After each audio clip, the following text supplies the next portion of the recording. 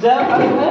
पहली बात हम आपको बता दें, जैसे ये पढ़ा रहे हैं हम ना, तो सबका पढ़ाने का तरीका हर चीज अलग अलग होता है, जानवी करते हो, इसमें कोई चीज नहीं है। तो हम आपको बता रहे हैं, हम जितनी अपने लेवल में जितनी गहराई में हम बताएंगे, अगर इतने में समझ गए तो समझो समझ जाओगे। अगर इससे सस्ता अगर कहो समझने के लिए, कभी नहीं मिलेगा। चलिए देखते हैं जैव अणु क्या है। जैव अणु केमिस्ट्री में अणु किसे कहते हैं, ये जानते हो आप लोग कि शुरू से पढ़े, carbon, hydrogen, nitrogen, oxygen, chlorine, magnesium, sodium परमाणु ना। अब उसके बाद क्या कह रहे हैं, जैव, यानी कि जीव में जो अणु पाया जाए उसे हम क्या कहेंगे, जैव अणु। बन गया परिभाषा। आगे चलते पहले ध्यान से, जैव अणु किसे कहते हैं, जो जीव में पाया जाए। अच्छा ये बताओ, अणु है ठीक है, मिट्टी में अणु पाया जाता है, पाया जाता है। कैल्शियम कहाँ, मतलब जैसे आयरन का हो गया, ठीक है, सिल्वर हो गया, नाइट्रोजन हो गया, मैग्नीशियम, मतलब मिट्टी में भी तत्व पाए जाते हैं ना। तो मिट्टी में भी तत्व पाए जाते हैं और जंतु में भी तत्व पाए जाते हैं, इसमें आप कोई भी भेद नहीं कर सकते। बस फर्क इतना है कि कौन मिट्टी में ज्यादा पाया जाता है, कौन जंतु में ज्यादा पाया जाता है। हमें केवल जंतु के बारे में पढ़ना है, ठीक है। तो जंतु में बताओ सबसे ज्यादा तत्व कौन सा पाया जाता है, जंतु में। जंतु में सबसे ज्यादा तत्व कौन सा पाया जाता है, ऑक्सीजन, ठीक है। देखो ऑक्सीजन है, मिट्टी में पाया जाता है, मिट्टी में वायुमंडल पाया जाता है, हमारे शरीर में है, ठीक है। नाइट्रोजन है, मिट्टी में पाया जाता है, शरीर में पाया जाता है। सोडियम है, मिट्टी में पाया जाता है, शरीर में पाया जाता है, ठीक है। क्लोरीन है, CO2 है, वायुमंडल में है और जीव में, ठीक है। तो इनमें सभी पाए जाते हैं। तो आपको पूछेगा कि सबसे ज्यादा अणु जंतुओं की अपेक्षा, नहीं अन्य, मतलब जैसे मिट्टी हो गया, वायुमंडल की अपेक्षा सबसे ज्यादा अणु मतलब जंतु में कौन सा पाया जाता है, ऑक्सीजन, ठीक है। इतना समझ आया। तो देखो आपने कहा कि अनेक प्रकार के तत्व, ठीक है, अनेक प्रकार के तत्व, मतलब भैया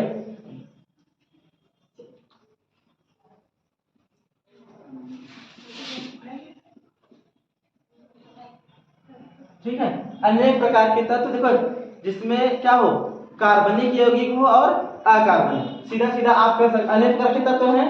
तो जैसे मान लो मानव का शरीर है, क्या है, मानव का शरीर, ठीक है।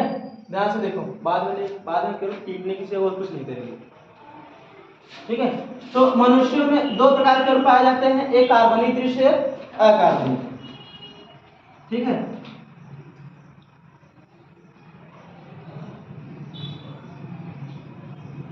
अकार्बनिक और कार्बनिक।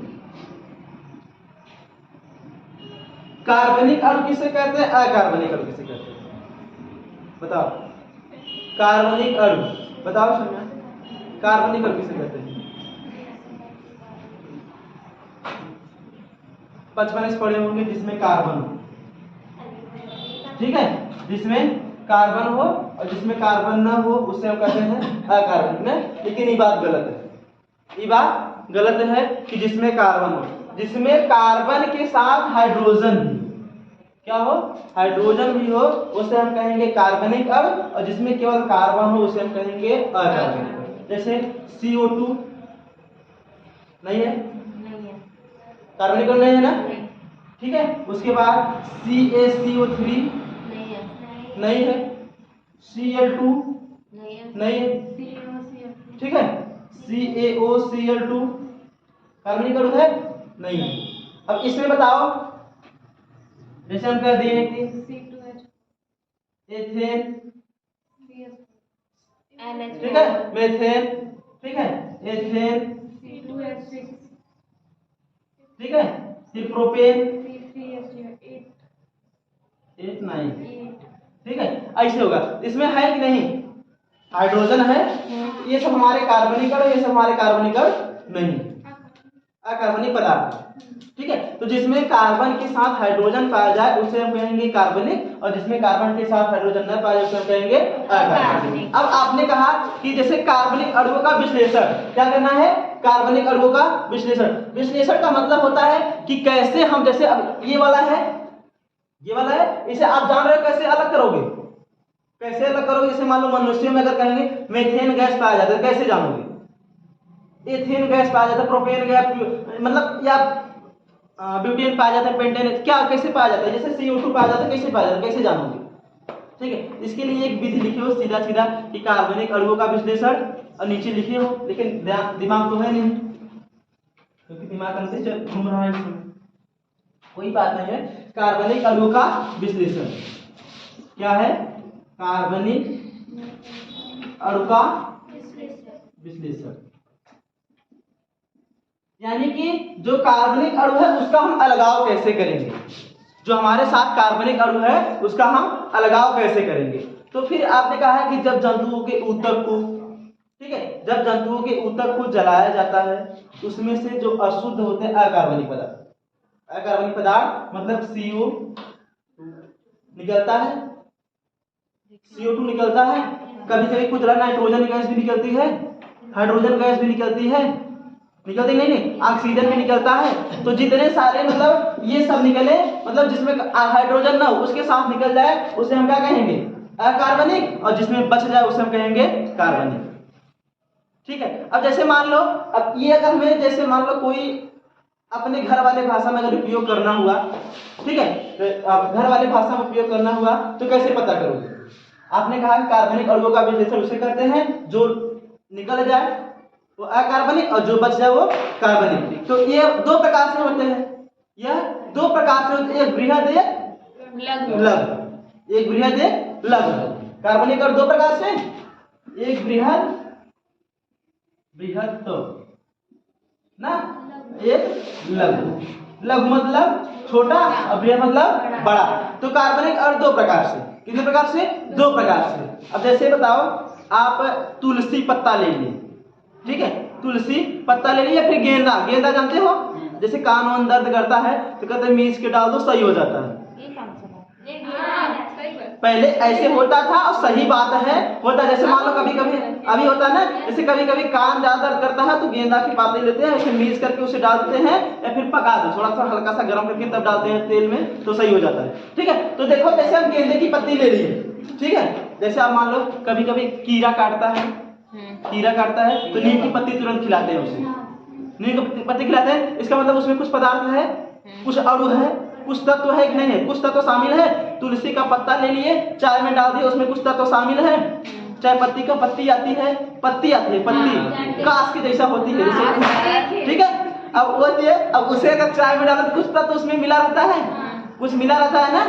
तो ऐसे हम क्या करें, कैसे पहचानेंगे कि बृहद अणु कौन है, छोटे अणु? तो जो हम पीसे, खलबट्टा जानते हो, हाँ, उसी से पीसा जाता है, या फिर सील से, या फिर खूना जाता है ना, उसे खूनो, क्या करो उसे फिर छन्नी लो या किसी कपड़े में, सूती कपड़े में लो, उसे हम डाल दो, क्या उसे में करके उसे निचोड़ कर निकाल लें, तो जो निकल जाए, जो निकल जाए वह शुद्ध तत्व है, मतलब कार्बनिक पदार्थ है, और जो न निकले वो अकार्बनिक, मतलब जो अशुद्ध बचा वही तो अकार्बनिक हुआ, और जो शुद्ध बचा वाला कार्बनिक। यानी कि जितने सारे बड़े अणु हैं वो हमें मिल गए हैं, मतलब अब बड़े अणु जितने सारे वो बच गए, जितने सारे छोटे अणु वो भी मिल गए हैं, मिले कि नहीं? जैसे आप उसे निकाले हो तो उसे कुछ पत्ती बची है तो बड़ी बची है, तभी तो वहां तक नहीं गई, और जो छोटी वाली थी वो वाला निकल गया। तो ऐसे हम क्या करते हैं, कार्बनिक रसायन विज्ञान में पता करते हैं कि कार्बनिक बृहद को कैसे पता किया जाएगा और लघु को कैसे पता किया जाएगा। ठीक है, अभी नहीं होगा, दीपावली पर भी तराक चलता है, बज रही है। ठीक है, तो एग्जाम्पल समझ में आया? जैव अणु किसे कहते हैं समझ में आया? कि जीवों में जो अणु, मतलब मिट्टी में भी पोषक तत्व तो पाए जाते हैं और जीवों में भी पोषक तत्व तो पाए जाते हैं। ठीक है, दोनों में पोषक तत्व तो पाए जाते हैं, लेकिन फर्क इतना है कि उसमें अलग प्रकार से यूज करता है, हमारे अलग प्रकार से। जैसे हमारे शरीर में कैल्शियम की मात्रा है, मिट्टी में भी है कि नहीं है ना? तो हमारे हड्डी दांतों को मजबूती करता है, मजबूत करता है ना। अगर तो कैल्शियम तत्व है तो कौन सा है, कार्बनिक है क्या कार्बनिक? कैसे पता चलेगा? पहले उसे हम निकालेंगे, ठीक है, उसे जला दो, कैल्शियम जला दो, क्या बचेगा? इधर देखो, तो सुनो, तो जैव अणु किसे कहते हैं? बायो मॉलिक्यूल किसे कहते हैं? कि जो जीवों में जो अणु पाए जाते हैं, जो तत्व पाए जाते हैं, उसे हम कहते हैं जैव अणु। पृथ्वी में भी जैव अणु पाए जाते हैं और जंतुओं में भी, मतलब मिट्टी में भी और जंतुओं में भी। ठीक है, लेकिन मिट्टी की अपेक्षा ऑक्सीजन जो होता है जंतुओं में ज्यादा पाया जाता है। ठीक है। तो जैव अणु जो होता है, ये जो तत्व होते हैं दो प्रकार से, एक कार्बनिक एक अकार्बनिक। कौन कौन सा? एक कार्बनिक और एक अकार्बनिक। तो कार्बनिक और अकार्बनिक किसे कहेंगे? जिसमें कार्बन और हाइड्रोजन दोनों मिले उसे हम कहेंगे कार्बनिक, और जिसे कार्बन केवल हाइड्रोजन न मिले, केवल कार्बन कार्बन रहे, उसे हम कहेंगे अकार्बनिक। ठीक है। अच्छा अब ये बताओ, जैसे आपने कहा कि किसी तत्व को हम जलाते हैं, किसी ऊतक को जलाते हैं तो भस्म हो जाता है। क्या होता है? भस्म हो जाता है। जो भस्म होता है उसे क्या कहते हैं, और जो बचता मतलब जो निकल जाता है उसे क्या कहते हैं? जो निकल जाता है उसे गैस, और जो बचता है उसे, अभी लिखे हो, सारा चीज लिखे हो, फिर भी वही हाल है तुम लोगों का कि जो हम जैसे कोई चीज को हम जलाते हैं ना, जैसे मान लो हम किसी चीज को जलाते हैं तो जल के भस्म बन जाए या फिर निकल जाए जो, उससे हमें पता चलता है कि तो कार्बनिक था कि अकार्बनिक। जैसे जल के एकदम खत्म हो जाए, एकदम खत्म हो जाए, कुछ न मिले तो क्या होगा? अकार्बनिक। एकदम खत्म हो जाए, कुछ मिलवा ही नहीं करे, जैसे कागज जला दो, हाँ राखी जले, कपूर जला दो, खत्म हो जाए, मिलेगा कुछ? कुछ नहीं मिलेगा। ठीक है। लेकिन अगर हम जैसे मान लो, अगर हम कुछ जैसे मान लो टायर जलाए, हम टायर जानते हो ना, टायर जलाए तो उसमें कुछ मिलेगा? मिलेगा ना, उसका भस्म राख तो मिलेगी, लेकिन कुछ तो उड़ेगा, तो अकार्बनिक वाला निकल जाएगा, कार्बनिक वाला बचेगा। राखी बचती है, जैसे कहते हैं कार्बन पकड़ लिया, कार्बन मतलब काला हो जाता है ना, तो जो राख बन जाए वही कार्बन है। ठीक है। तो कार्बनिक अणु किसे कहते हैं? जिसमें कार्बन और हाइड्रोजन दोनों पाए जाते हैं कार्बनिक अणु, जिसे कार्बन हाइड्रोजन उसे हम क्या कहते हैं? अकार्बनिक अणु। ठीक है। अब अकार्बनिक कैसे होता है, कार्बनिक कैसे होता है बता दिए। ठीक है। उसके बाद फिर आपने कहा कि कार्बनिक अणु का विश्लेषण, यानी कि इसका मतलब इसका अलगाव कैसे करेंगे, हम क्या करेंगे, इसका अलगाव कैसे करेंगे। तो कार्बनिक अणु का विश्लेषण दो प्रकार, मतलब हम क्या करते हैं, किसी पदार्थ को जला करके जो पदार्थ बच जाए उसे कार्बनिक, ठीक है, जो बच जाए उसे कार्बनिक, और जो ठीक है जो बच जाए उसे कार्बनिक, और जो न बचे उसे अकार्बनिक। सही है। ठीक है। अब जैसे अब अपने घर, रसोई वाले घर में बाकी सब चीज बता दिया, आपको कोई दिक्कत, कोई तकलीफ? आगे अगली हेडिंग बनाओ, क्या? यही वाला लघु या सूक्ष्म जैव अणु।